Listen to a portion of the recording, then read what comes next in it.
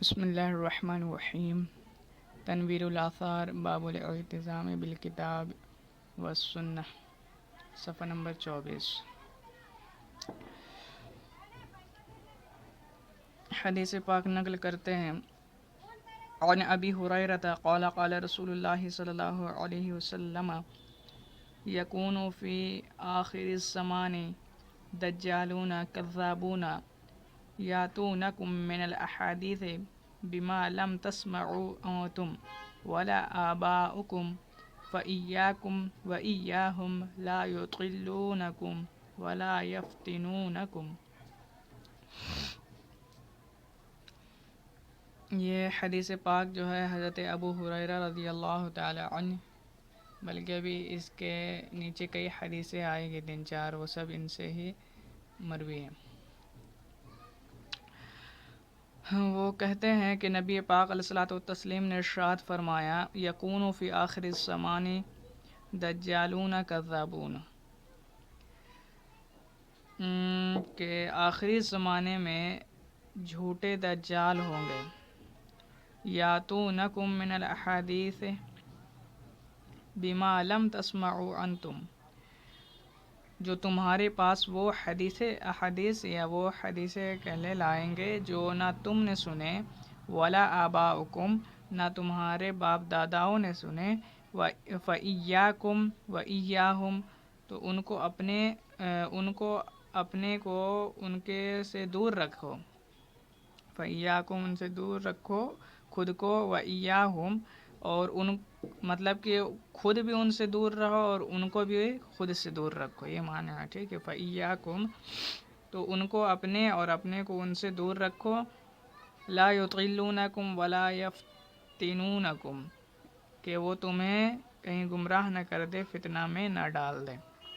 یہ حدیث پاک جو ہے وہ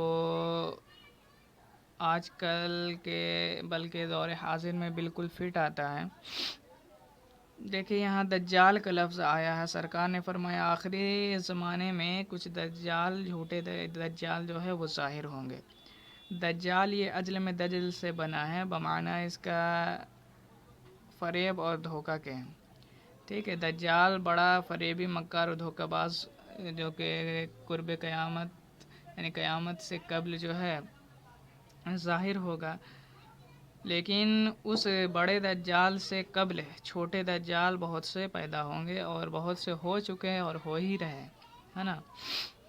اب جھوٹے دجال سرکار نے یہاں کس کو فرمایا ہے، وہ دیکھے آگے کی عبارت سے، یاتونکم من الاحادیث بما لم تسمعوا انتم ولا آباؤکم، کہ وہ ایسی حدیثیں لائیں گے وہ تمہارے پاس جو نہ تم نے سنی ہوں گی نہ تمہارے باپ داداؤں نے سنی ہوگی۔ اللہ اکبر، یعنی جھوٹے حدیثوں کو گڑھنے والے، جھوٹی حدیثوں کو نشر اشاعت کرنے والے، ان لوگوں کو سرکار نے دجال فرمایا، ٹھیک ہے۔ فرمایا کہ وہ ایسی حدیثیں لائیں گے جو نہ تم نے سنی ہوں گی نہ تمہارے باپ داداؤں نے سنی ہوں گی، یعنی من گھڑت حدیثیں ہوں گی۔ تو یہ حدیث پاک جو ہے آج کے دور پہ بالکل فٹ آتی ہے کہ وہابیہ دیابنا جو ہے حدیثیں لے کے آتے ہیں اور اس کا کچھ سے کچھ معنی و مطلب جو ہے عوام کو سمجھاتے ہیں، ہے نا۔ اور بعض تو وہ ہوتے ہیں کہ جو حدیث مطلب سرے سے نہیں ہے، اس کو سرکار کی طرف منسوب کر دیتے ہیں، معاذ اللہ۔ تو ایسے لوگوں کے لیے بڑے سخت وعیدیں ہیں۔ اسی حدیث پاک کو پیش نظر رکھتے ہوئے جو حضرت امیر معاویہ رضی اللہ تعالی عنہ نے اپنے زمانہ میں یہ اعلان فرمایا تھا کہ ہم وہی حدیث قبول کریں گے جو زمانہ فاروقی میں شائع ہو چکی ہے، کیونکہ آپ کے زمانے میں بعض چھپے منافقوں نے حضرت علی رضی اللہ تعالی عنہ کے فضائل میں اور بعض نے آپ کے بغض میں، ٹھیک ہے، بہت سے حدیثیں گڑھ دی تھی، اور اسی وقت سے جو ہے رفض و خروج یعنی رافضی و خارجی کی یہ بیماری جو ہے مسلمانوں میں پھیلی۔ تو بہرکیف اس سے سمجھ میں آتی ہے کہ جھوٹی حدیث گڑھنا یہ کتنا بڑا جرم ہے، کتنا سخت گناہ ہے، کہ اللہ کے رسول نے ان لوگوں کو دجال سے جو ہے دجال کہہ کر مخاطب فرمایا۔ پھر فرمایا فَإِيَّاكُمْ وَإِيَّاهُمْ کہ خود بھی ان سے دور رہو اور ان کو بھی خود سے دور رکھو. ٹھیک ہے. لا يُضِلُّونَكُمْ وَلَا يُفْتِنُونَكُمْ کہ کہیں وہ تمہیں گمراہ نہ کر دے اور فتنہ میں نہ ڈال دے. تو اس سے یہ بات معلوم ہوئی کہ بد مذہبوں سے بچنا نہایت لازم اور ضروری ہے، اس لیے کہ وہ خطرہ ہے دین اور خطرہ ایمان ہوتے ہیں. دوسری حدیث ہے وعنہ یعنی حضرت ابو ہریرہ سے ہی مروی ہے قال قال رسول اللہ صلی اللہ علیہ وسلم کفا بالمرء کذبا ان یحدث بکل ما سمع. کہ حضرت ابو ہریرہ رضی اللہ تعالیٰ عنہ کہتے ہیں کہ اللہ کے رسول نے ارشاد فرمایا کفا بالمرء کذبا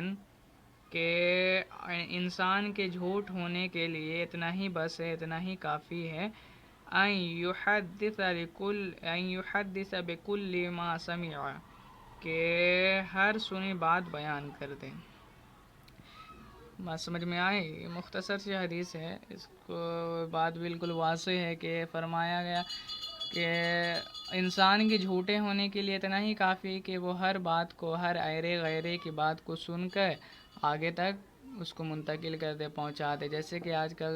سوشل میڈیا کا دور ہے تو یہ چیز اکثر دیکھنے کو ملتا ہے. اب کوئی چیز کا کوئی ہاتھ پاؤں ہوتا ہی نہیں ہے، حقیقت ہوتی ہی نہیں ہے، اس کو لوگ پسند آ گیا فوراً شیئر کر دیتے ہیں اور پتہ نہیں ایک کی وجہ سے پھر دوسرا سے تیسرا کاپی کر کے کہاں تک ہو جاتا ہے. تو یہ چیز نہایت لازم ہے کہ آپ اگر کوئی جو ہے ذمہ دار چیز پوسٹ کر رہے ہیں موبائل پہ، ٹھیک ہے، یا پھر یوں ہی موبائل چھوڑ دے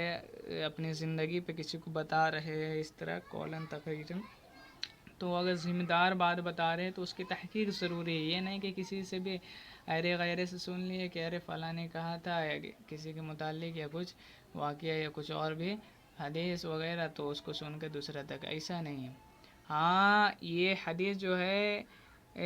علماء کرام یا محدثین اعظام یا مجتہدین کرام ان لوگوں پر نہیں ہے کہ ان لوگوں کی باتوں کو سن کے پھر تحقیق، بلکہ عام جو ایرے غیرے فاسق و فاجر ٹائپ کے لوگ ہوتے ہیں تو ان لوگوں کے کلام کو پر، بلکہ جتنے بھی یہ لوگ ہیں کیا کہتے ہیں جاہل جوہلا میں جن کا شمار ہوتا ہے، تو وہ ان سبھوں کے جو ہے باتوں کو اگرچہ وہ باشرہ مطلب داڑھی وغیرہ ہو، جب بھی جو ہے جوہلا کے اگر کوئی ذمہ دار باتیں دوسرے تک پہنچانی ہو تو اس پہ ایک بار نظر ثانی کرنی ضروری ہوتی. لیکن ہو سکتا ہے وہ بات تو صحیح کہہ رہا لیکن وہ اگلے سے جو سنے کے آیا وہ پوری طور پر سمجھا نہیں ہے نا. تو اس لیے کہ کوئی ذمہ دار باتیں آگے پہنچائے تو اس سے قبل جو ہے اس کی تحقیق لازم ہے، ورنہ سرکار نے فرمایا یہی تمہارے جھوٹے ہونے کے لیے کافی ہے کہ بس کچھ بھی کسی کے بھی ایرے غیرے کے منہ سے سن لو اور اسے شیئر کر دو، آگے پہنچا دو. تو یہ نہیں ہونا چاہیے. بالخصوص حدیث کے شیئر کرنے میں، حدیث بتانے میں نہایت احتیاط کی ضرورت ہے. اللہ پاک ہم لوگوں کو عمل کی توفیق عطا فرمائے. اگلی حدیث ہے عن ابی ہریرہ قال قال رسول اللہ صلی اللہ علیہ وسلم من دعا الی ھدی کان لہ من الاجر مثل اجور من تبعہ لا ينقص ذلك من اجورهم شیئا ومن دعا الی ضلالۃ کان علیہ من الاثم مثل آثام من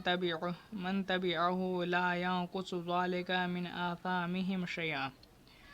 یہ حدیث حضرت ابو ہریرہ رضی اللہ تعالی الحمدللہ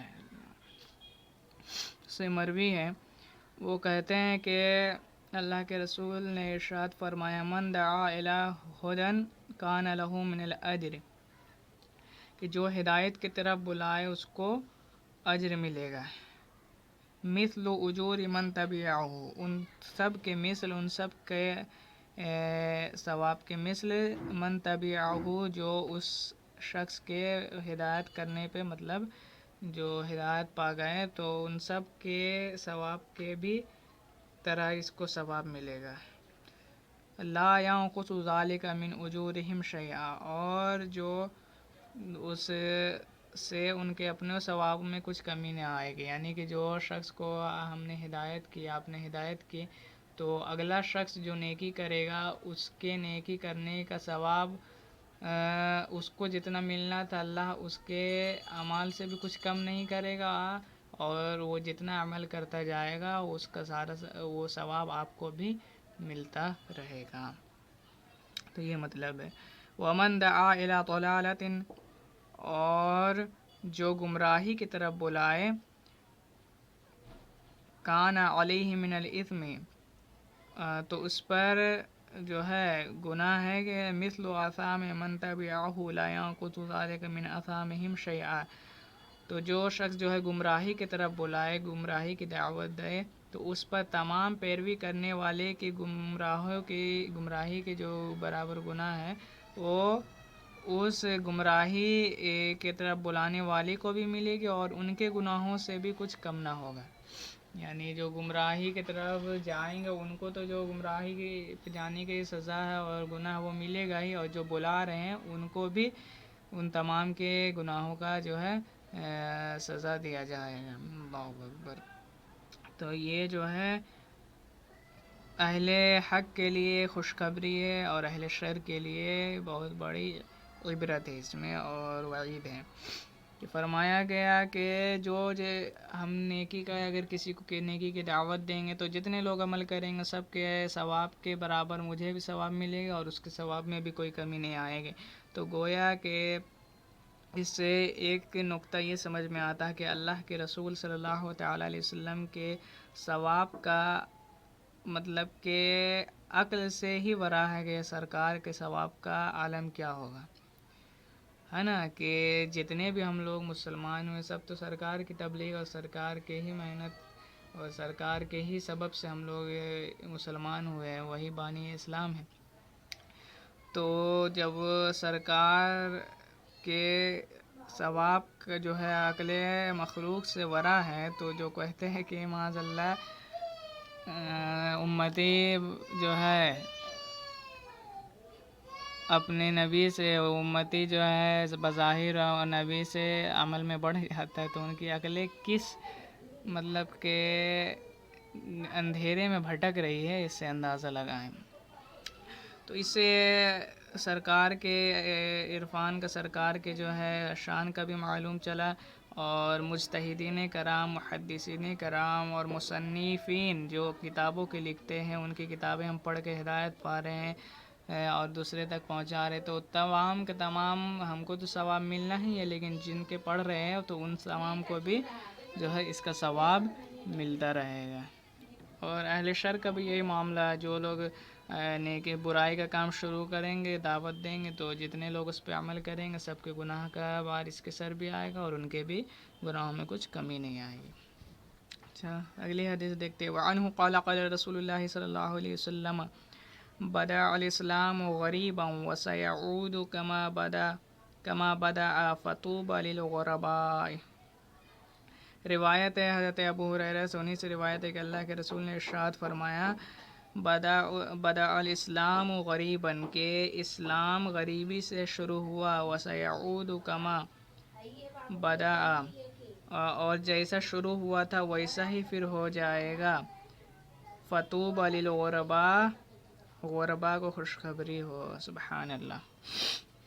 یعنی اسلام جو ہے یہ غریب اور جو ہے بے کس لوگوں سے شروع ہوا، اور اسی پر جو ہے اسلام جو ہے سمٹ جائے گا قیامت میں.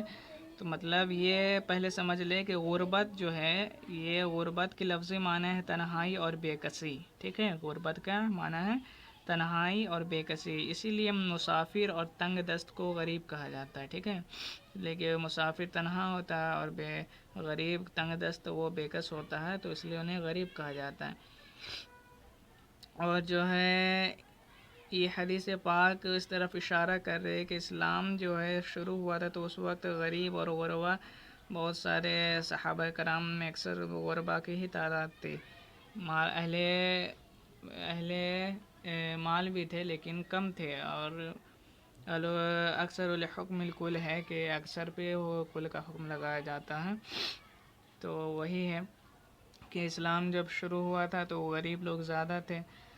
اور جب سمٹے گا مطلب قیامت کے قریب بھی غربا پہ ہی اسلام کا جو ہے یہ ہو جائے گا۔ تو غربا کو سرکار نے فرمایا فَطُوبَى لِلْغُرَبَاء، تو غربا کو خوشخبری ہو۔ سبحان اللہ، اللہ کے رسول نے غریبوں کو، بے کسوں کو، ہم لوگوں کو جو ہے یہ خوشخبری سنائیں۔ اور یہ دیکھنے میں بھی آتا ہے، مشاہدہ بھی ہے کہ غریب مسکین لوگ اسلام پر قائم رہتے، اور اکثر مالدار جو زیادہ دولت مند ہو جاتے ہیں وہ اسلام سے بھٹک جاتے ہیں، ہے نا۔ اور اگرچہ تعداد میں کم ہو، مگر ایمان کی دولت ایسی ہم لوگوں کے پاس ہے کہ جو ہے اکثر پر غالب آتے ہیں۔ اور جس طرح سونا جو ہے ایک مٹھی بھر، ایک مٹھی اگر سونا ہو تو کئی کلو، بلکہ کئی 100 کلو کہہ لیں، لوہا پر غالب آ جائے گا، ہے نا۔ اس کی قیمت، اس کی جو ہے افادیت اس سے بہت زیادہ ہے سونے کی۔ تو ایک مٹھی سونا اور کئی 100 کلو کوئی کوئنٹل اگر لوہا لا دیا جائے آگے میں، تو بھی اس کی جو ہے آگے وہ ان کی کوئی اوقات نہیں ہوگی۔ اسی طرح مسلمان اگرچہ کم ہیں لیکن کفر کے مقابل میں یہی جو ہے ایک قلعہ اور ایک مضبوط قلعے کے مانند ہے، مضبوط پہاڑ کے مانند ہے، جسے ٹس مس نہیں کیا جا سکتا۔ بہرکیف تو یہ غربا کے لیے اللہ کے رسول نے خوشخبری فرمائی کہ اسلام جو ہے غربا سے شروع ہوا، اور اسی پر جو ہے قیامت کے قریب بھی غربا پہ ہی اسلام کا جو ہے سمیٹ لیا جائے گا اسلام کو۔ اچھا، ایک آخری حدیث اور پڑھ لیتے ہیں۔ عن بلال ابن حارث المزنی قال قال رسول اللہ صلی اللہ علیہ وسلم من احیا سنت من سنتی قد امیتت بعدی فإن له من الأجر مثل اجور من عمل بها من غیر ان ينقص من اجورهم شيئا ومن ابتدع بدعة وضلالة لا يرضاها الله ورسوله